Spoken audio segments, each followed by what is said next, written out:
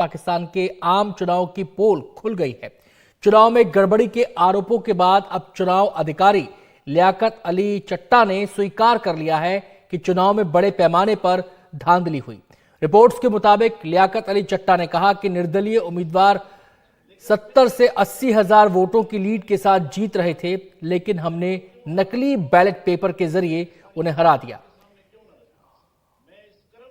उन्होंने कहा कि वो अपने जुर्म की पूरी जिम्मेदारी लेते हैं। लियाकत अली चट्टा ने आरोप लगाया कि इस धांधली में चुनाव आयोग के अध्यक्ष और पाकिस्तान के एक जज भी मिले हुए हैं। साथ ही उन्होंने कहा कि वो मुल्क को तोड़ने के जुर्म में भागीदार नहीं बनना चाहते, इसलिए इस्तीफा दे रहे हैं।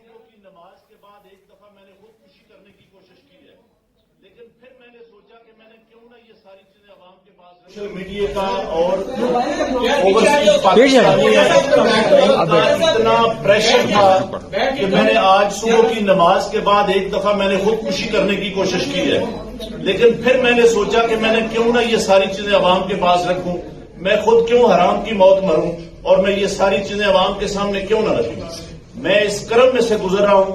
मेरी तमाम ब्यूरोक्रेसी से गुजारिश है कि आपने इन सियासी लोगों के लिए जो मुख्तलिफ शेरवानियां सवा के मिनिस्टर बनने को फिर रहे हैं, इनके लिए कोई गलत काम न करें। हम सीधे रुख करेंगे। हमारे सहयोगी उमाशंकर सिंह हमारे साथ जुड़ गए हैं तमाम पहलुओं पर बातचीत करने के लिए, जानकारी देने के लिए। उमा, आशंकाएं तो चुनाव से पहले ही जाहिर की जा रही थी कि धांधली होगी, आरोप भी लगे धांधली होगी, अब मुहर लग चुकी है। सवाल यह है इंपैक्ट क्या होगा? जी देखिए, ये जो रावलपिंडी कमिश्नर हैं लियाकत अली चड्ढा, उन्होंने आज एक बहुत ही सनसनीखेज प्रेस कॉन्फ्रेंस की और उन्होंने कहा कि उनकी देखरेख में या उनके निर्देश पे जो चुनाव नतीजे हैं वो बदले गए। रावलपिंडी डिवीजन में 5 डिस्ट्रिक्ट आते हैं। रावलपिंडी के अलावा चकवाल आता है, उसके अलावा मरी आता है, उसके अलावा अटोक आता है और झेलम आता है। और इन सब 5 जिलों में कुल 13 जो नेशनल असेंबली की सीटें हैं वो हैं।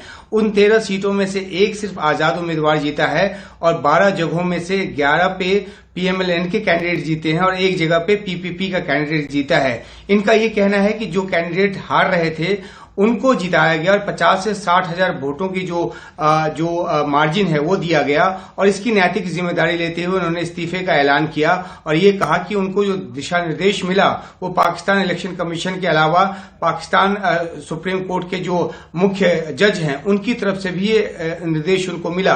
तो उन्होंने नैतिकता के आधार पर ये इस्तीफा अपना देते हुए इस तरह का प्रेस कॉन्फ्रेंस किया और इसने पाकिस्तान की राजनीति में बहुत बड़ा भूचाल ला दिया है, क्योंकि पीटीआई जैसी पार्टी जो है वो लगातार चुनाव में रिगिंग का आरोप लगाती रही है और उसके इस दावे को बल मिला है कमिश्नर के इस प्रेस कॉन्फ्रेंस के बाद। लेकिन पाकिस्तान इलेक्शन कमीशन का कहना है कि ये आरोप निराधार है और ये जो है वो सिर्फ इसलिए लगाया गया है क्योंकि 3 हफ्ते के बाद ये जो कमिश्नर है वो रिटायर हो रहे हैं। लेकिन उनके रिटायरमेंट की बात अपनी जगह, लेकिन सबसे बड़ी बात यह है कि जो एक बात ये कही जा रही है कि 180 सीटों पे पीटीआई के कैंडिडेट जीत रहे थे, जिसमें से उनको ज्यादातर सीटों पे हराया गया, फिर भी उसके बाद वो 96 सीटों पे आजाद उम्मीदवार के तौर पे जीतने को कामयाब हुए।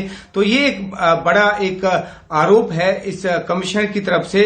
बेशक उसको लेकर तमाम तरह की पड़ताल की जा रही है। ये भी जानकारी आ रही है कि कमिश्नर जो है उन्होंने अपने आप को पुलिस के हवाले किया, हालांकि पुलिस ने उनकी गिरफ्तारी से इनकार किया है। ये भी जानकारी आ रही है कि जो कमिश्नर अपने घर पे नहीं है, यानी कि लापता है। तो आगे जो भी हो इस कमिश्नर के साथ, लेकिन इन्होंने जिस तरह का खुलासा किया है वो अपने आप में एक बहुत बड़ी बात है और ये पाकिस्तान में चुनाव में जो धांधली हुई है उसकी तरफ एक इशारा करती है और तभी इतना बड़ा जो इल्जाम है और इतना बड़ा जो कन्फेशन है वो इस कमिश्नर की तरफ से कहा गया है। हालांकि एक आखिरी बात, पाकिस्तान इलेक्शन कमीशन की तरफ से ये कहा गया है कि जो कमिश्नर है उनकी कोई भूमिका नहीं होती, वे ना तो रिटर्निंग ऑफिसर होते हैं, ना उनके पास फॉर्म 45 या 47 जारी करने का अख्तियार होता है। तो ऐसे में इस तरह के आरोप का कोई मतलब नहीं है। लेकिन पूरी दुनिया और खासतौर पर पाकिस्तान के अंदर से जिस तरह की आवाज निकलकर सामने आ रही है, जिसके खिलाफ आज पीटीआई ने देश भर में प्रदर्शन भी किया कि चुनाव में धांधली हुई है, उसके ऊपर यह प्रेस कॉन्फ्रेंस जो है अपने आप में एक बहुत बड़ा सबूत है कि पाकिस्तान में धांधली की जो शिकायत है राजनीतिक पार्टियों की तरफ से उसमें कहीं न कहीं कोई सच्चाई है। बहुत बहुत शुक्रिया उमा आपका इस पूरी जानकारी के लिए।